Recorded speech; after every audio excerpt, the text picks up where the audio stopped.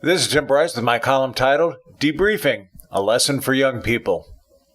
What you learned in school, of course, will be useful to you in your adult life. But more importantly, it means you possess the faculties to learn, that you can be taught. Two important attributes employers are looking for. They're not so much interested in what you have learned in school as much as your ability to learn and adapt, which is what the diploma represents. Regardless of your degree, most employers are going to spend a period of time debriefing you and then teach you how to do things in the manner in which they want things done. This is an important first step in acclimating into the corporate culture. And just because you have graduated, don't think this is the end of your education. You will be learning lessons for the rest of your life. Our schools and universities do nothing more than train your mind to learn. That is their mission.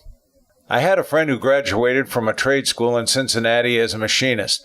He was very bright and graduated at the top of his class, making him an ideal candidate for a local tool and die company who hired him.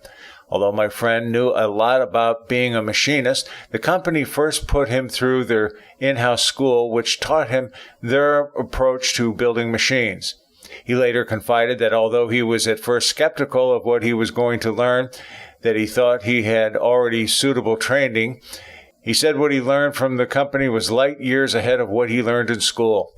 The lesson here was twofold. Never be too cocky to think you know everything, and there is always room for improvement. Regardless of the type of company you are joining, getting debriefed is a natural part of entering the workforce. Do not be insulted and resist it. Learn from it.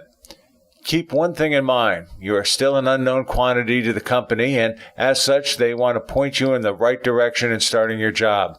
Further, you can expect quite a lot of supervision in the early stages of your employment, as the company wants to be sure you are doing your job properly. Debriefing can take many forms. A formal school like my friend experienced, classroom hands-on training, or simply on-the-job training. Regardless, now is the time to pay attention to detail and take lots of notes. Being the new kid on the block, or newbie, has its advantages and disadvantages. In terms of advantages, it's hard to blame the newbie for things they are not expected to know yet. This means you're allowed to make certain innocent mistakes for a while, but don't make a habit of it. You are also allowed to ask the naive, dumb question which nobody else will ask. In fact, the veterans are expecting you to make certain slip-ups for which you will naturally be kidded about. Take this in stride and learn from it.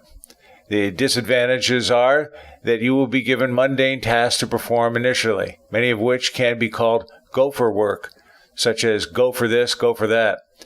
The point is, as a newbie, you are being tested to see not only how well you can perform, but how you react to certain situations. You're going to be gauged in terms of your performance, patience, persistence, diplomacy, risk, teamwork, etc. Most, if not all, of the veterans have gone through these same assignments, and in order to gain their approval and trust, you must demonstrate your willingness to accept and execute such assignments. You may rightfully believe some of your tasks are below your dignity.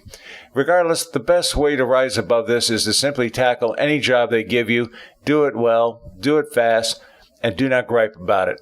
Ultimately, how you perform in the newbie stage establishes you on the totem pole, your seniority. It is also wise to remember this experience, as it will have a bearing on how you relate to the next newbie who comes along. Friends, keep the faith. This is Tim Bryce in Palm Harbor, Florida. Follow me on the internet at timbryce.com.